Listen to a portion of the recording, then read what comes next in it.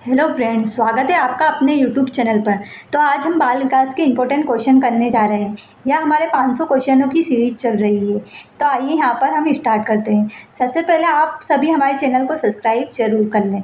यहाँ पर पहला क्वेश्चन दे रखा है, अभिप्रेरणा के स्रोत कौन से हैं। तो अभिप्रेरणा के स्रोत कौन कौन से दे रखे हैं यहाँ पर, आवश्यकता, चालक, प्रेरक या इच्छा।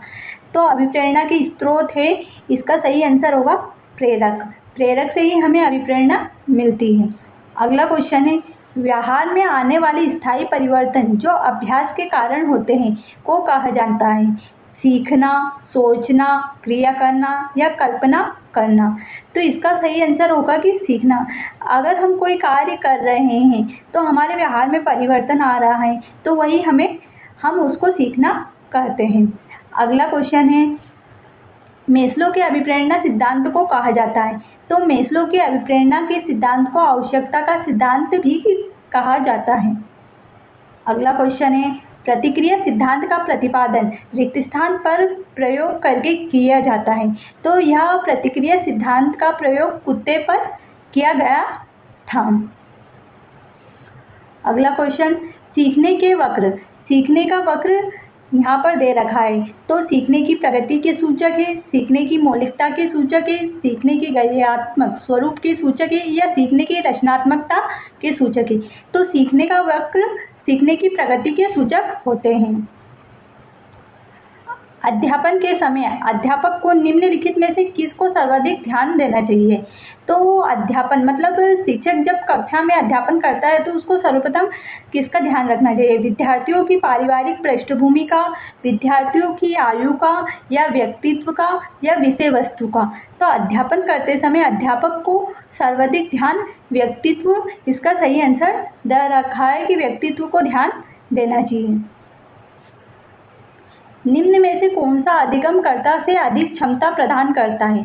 तो क्या करता है, संरचनावाद, क्रियावाद या व्यवहारवाद या सृजनशीलवाद। तो कौन सा अधिगमकर्ता से अधिक क्षमता प्रदान करता है, सृजनशीलवाद। निम्न में से कौन सी क्रिया विधि है, मिश्रित विधि, विचार सहचार्य विधि या ए व बी दोनों। तो कौन सी इसमें से, इसका क्वेश्चन होगा कि कौन सी इसमें से बाल विकास की विधि है। तो ये दोनों ही हम प्रयोग करते हैं।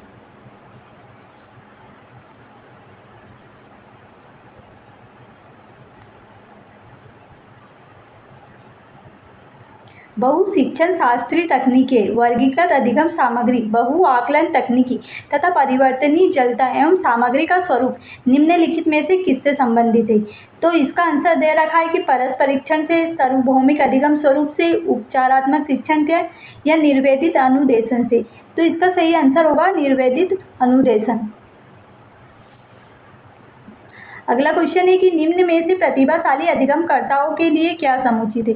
मतलब जो प्रतिभाशाली होता है उनके लिए क्या वाक्य सही है। बुनियादी तौर पर उनके मस्तिष्क की शक्ति के कारण ही उनका महत्व है, वह अन्य को भी कुशल प्रभावी होते हैं तथा सहयोग अधिगम के लिए भी आवश्यक है। विश्व का नेतृत्व करते हैं तथा कक्षा में अतिरिक्त उत्तरदायित्व का ग्रहण करते हैं। अपनी उच्च स्तरीय संवेदना के कारण वह भी निम्न श्रेणी पा सकते हैं। तो यह इसका सही आंसर होगा कि जरूरी नहीं कि वह प्रतिभाशाली हो तो वह कभी निम्न श्रेणी में नहीं आ सकता।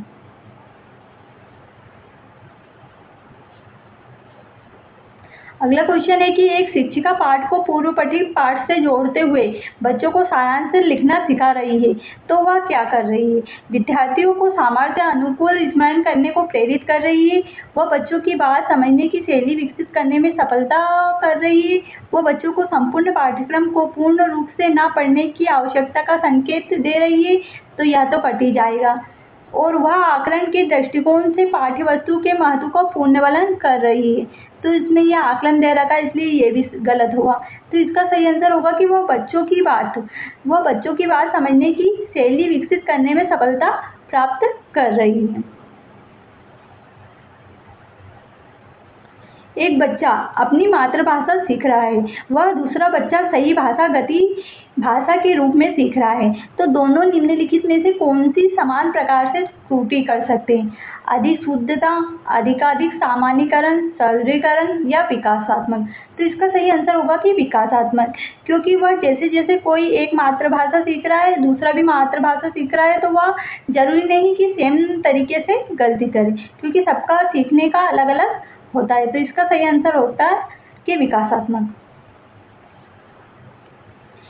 एक विद्यार्थी उच्च स्तरीय सृजनशील रंगमंच कलाकार बनना चाहता है, तो उसके लिए निम्न में से कौन सा उपाय सबसे कम प्रेरक है? मतलब जो यहाँ पर नेगेटिव आंसर ढूंढना है हमें कि संसार के श्रेष्ठ कलाकारों की निष्पत्ति संबंधी साहित्य पढ़ने तथा उसे सीखने के प्रयास के लिए कहना, तो यह तो सही होगा। राज्य स्तरीय प्रतियोगिताओं को जीतने का प्रयास करना ताकि वह छात्रवृत्ति पा सके, तो यही आंसर सही होगा, क्योंकि हमें जरूरी नहीं कि वह कलाकार बनना चाहता है तो वह छात्रवृत्ति के लिए ही प्रतियोगिता में भाग ले। निम्नलिखित में से कौन सा तत्व कक्षा में अधिगम हेतु सहायक हो सकता है?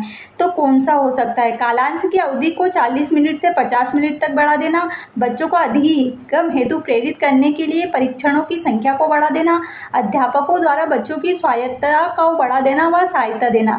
तो समानता बनाए रखने के लिए किसी एक अनुदेशन पद्धति पर टिके रहना। तो हम यहाँ पर आंसर काट सकते हैं कि कौन सा तत्व कक्षा में अधिगम हेतु सहायता करता है। तो इससे जरूरी नहीं कि बच्चे सीखे, क्योंकि टाइम बढ़ाने से बच्चों में अधिगम हेतु प्रेरित करने के लिए परीक्षणों की संख्या बढ़ाकर भी नहीं हो सकता। समानता बनाए रखने के लिए एक अनुदेशन पर टिके रहना, यह भी गलत होगा। तो इसका यही आंसर होगा कि अध्यापकों द्वारा बच्चों की स्वायत्तता को बढ़ाना, मतलब वो स्वयं से किसी चीज को करते हैं तो उसको बढ़ावा देना, वो उसमें उनकी सहायता करना। अगला है कि गणित में अधिगम योग्यता का आकलन निम्न में से किस परीक्षण के द्वारा सर्वाधिक उचित तरीके से किया जा सकता है? तो गणित में अधिगम मतलब जो गणित में कमजोर है उसका परीक्षण हम कैसे कर सकते हैं? तो इसका सही होगा कि निदानात्मक परीक्षण के द्वारा। ये निदानात्मक मतलब उसमें बच्चों का उपचार किया जाता है। सिद्धांत चित्र रिक्त स्थान के द्वारा नवीन अवधारणाओं की समझ को बढ़ाते हैं। तो क्या बढ़ाते हैं? विशेष क्षेत्रों के बीच ज्ञान के स्थानांतरण, विशिष्ट वितरण एवं एकाग्रता केंद्रित करने से, अध्ययन के लिए शैक्षिक विषय वस्तु की प्राथमिकता तय करने से, या तर्कपूर्ण ढंग से सूचनाओं को व्यवस्थित करने की योग्यता को बढ़ावा देने से। तो इसका सही आंसर होगा कि तर्कपूर्ण ढंग से सूचना को व्यवस्थित करने की योग्यता को बढ़ावा देने के द्वारा नवीन अवधारणा की समझ को बढ़ाते हैं, क्योंकि चित्र को देखकर बच्चों में तर्क भी विकसित होता है। अगला क्वेश्चन है कि अल्बर्ट के सामाजिक अधिगम सिद्धांत के अनुसार निम्न में से कौन सा कथन सही है कि अनिवार्य है और उसे विद्यालय में प्राथमिकता दी जाए? बच्चों के सीखने के लिए प्रतिरूपण का मुख्य तरीका है, बच्चों को नुकसान पहुंचा सकता है, संज्ञानात्मक विकास सामाजिक विकास से स्वतंत्र है। तो इसका सही आंसर होगा कि बच्चों को सीखने के लिए प्रतिरूपण मुख्य तरीका है। अगला क्वेश्चन है कि निगमनात्मक सेना में शामिल होता है। तो निगमनात्मक यह विधि है, मतलब इसमें क्या होता है? तो यह विधि सामान्य से विशिष्ट की ओर पढ़ाते हैं इस विधि में, और आगमन विधि में विशिष्ट से सामान्य की ओर पढ़ाते हैं। अगला क्वेश्चन है कि जब बच्चे एक अवधारणा को सीखते हैं और उसका प्रयोग करते हैं तो अभ्यास उसके द्वारा ही जाने वाली चोटियों को कम करने में मदद करता है। यह विचार के द्वारा दिया गया था। तो यह विचार थार्नडाइक के द्वारा दिया गया था कि एक बच्चा एक अवधारणा को सीखते उसका प्रयोग करते हैं और अभ्यास के द्वारा दी जाने वाली त्रुटियों को कम करने में मदद करते हैं।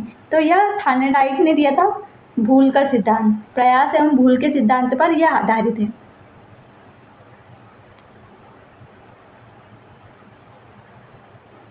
एक आंतरिक बल जो प्रोत्साहित करता है कि और वह और व्यवहार पर प्रतिक्रिया के लिए बाध्य है एवं उस प्रतिक्रिया को विशिष्ट दिशा उपलब्ध कराता है, तो यह हमें उसे अभिप्रेरणा कहते हैं। निम्न में से कौन सी शब्दावली प्रायः अभिप्रेरणा के साथ बदलाव के साथ इस्तेमाल की जाती हैं? तो आवश्यकता की, क्योंकि आवश्यकता के अनुसार हमारी चीजें भी बदलती रहती हैं। अगला क्वेश्चन है कि रिक्त स्थान प्रणाम अनुभूतियों के संतुष्टिकरण की अवस्था तक पहुंचने और व्यतीत लक्ष्यों को प्राप्त करने की आवश्यकताओं को संबोधित करती है। तो क्या है, प्रभावी, भावात्मक, संरक्षणमुखी या सुरक्षामुखी?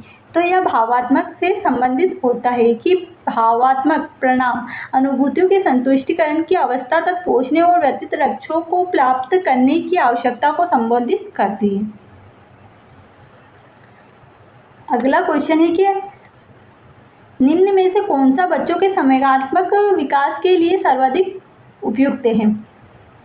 तो इसका सही आंसर होगा कि कक्षा प्रजातांत्रिक प्रवेश। अध्यापक में कोई भी सहभागी नहीं, तो यह नहीं दे रखा है तो यह गलत हो जाएगा। कक्षा नियंत्रण प्रवेश, यह भी गलत हो जाएगा। कक्षा अधिकारवादी प्रवेश, तो यह भी गलत है। यहाँ पर प्रजातंत्र दे रखा है, इसलिए यह आंसर सही होगा। अगला क्वेश्चन है कि बच्चों के अधिगम को सुगम बनाने के लिए अध्यापक को एक अच्छी कक्षा में प्रवेश करने की आवश्यकता होती है। इस प्रकार अधिगम प्रवेश का सृजन करने के नीचे दिए गए प्रश्नों में कौन सा सही नहीं है? बच्चों को प्रयासों को स्वीकृत करना, अध्यापकों के अनुसार कार्य करना, बच्चों को स्वीकार करना, अध्यापक का सकारात्मक। तो इसमें नेगेटिव आंसर छांटना हमारा है, तो अध्यापकों के अनुसार कार्य करना यह जरूरी नहीं होता।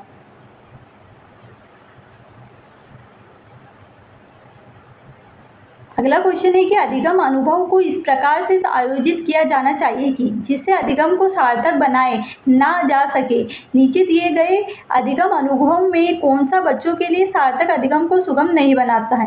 तो कौन सा नहीं बनाता है? विषय वस्तु पर प्रश्न बनाना, प्रस्तुतिकरण, प्रकरण या परिचर्यावाद, या विषय वस्तु की केवल याद करने की आधारभूत पुनरावृत्ति। तो यहाँ पर केवल याद करने की दे रखा है, इसलिए यह आंसर सही होगा कि कौन सा सुगम नहीं बनाता है।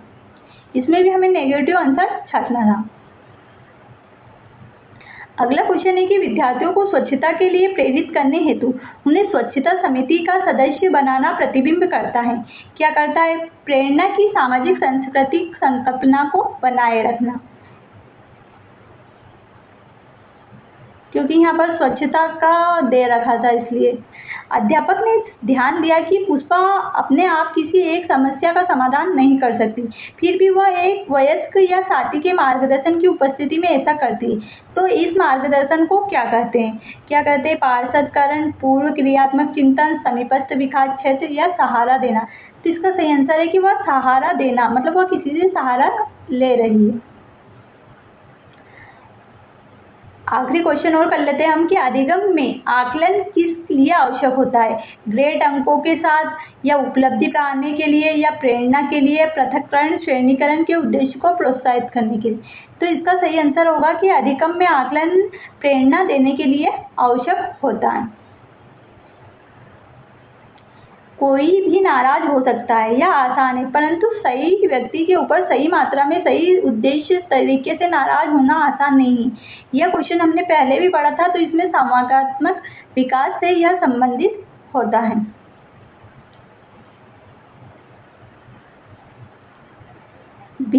पियाजे के सिद्धांत के अनुसार निम्न में से कौन सा व्यक्ति के संज्ञानात्मक विकास को प्रभावित नहीं करता? भाषा, परिपक्व क्रियाकलाप, तो यह सामाजिक अनुभव इसमें नहीं करता। यह पियाजे के अनुसार बताया हुआ। अधिगम योग्यता वाले बच्चों के प्रगति का निरीक्षण करने के लिए निम्न में से कौन सी पद्धति सबसे उपयुक्त है?